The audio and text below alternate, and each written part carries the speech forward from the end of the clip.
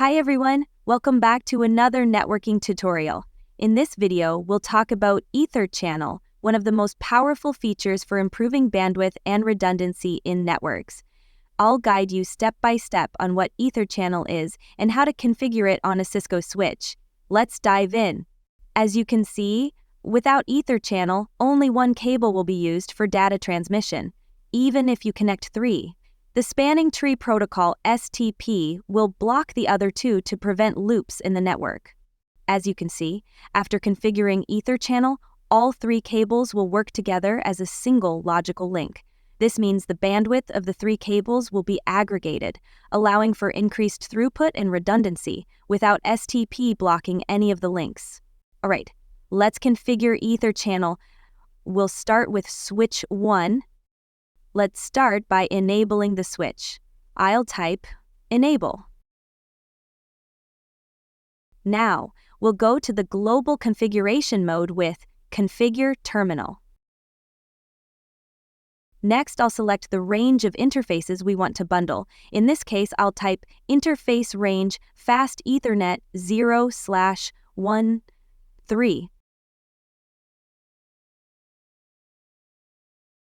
To assign these interfaces to an EtherChannel group, I'll type channel group 1 mode active.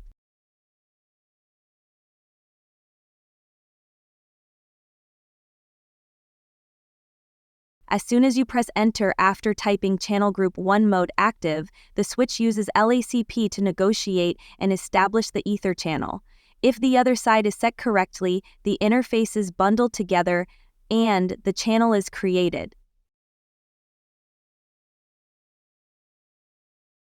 Once we set up EtherChannel, we configured trunking on the port channel because it controls all the ports in the group. If we don't configure trunking, the ports stay in access mode and only one VLAN's traffic will pass. To allow multiple VLANs, we need to enable trunking. Let me show you. Interface, port channel, 1, switch port mode, trunk. That's it. Now all VLANs can pass through the EtherChannel.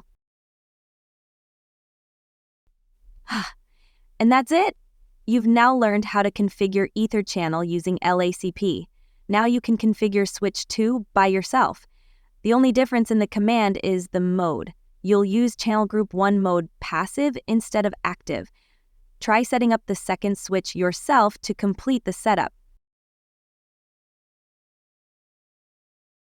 That's it for today. Now you know how EtherChannel works.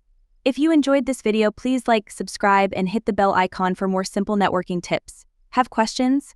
Drop them in the comments below. See you next time.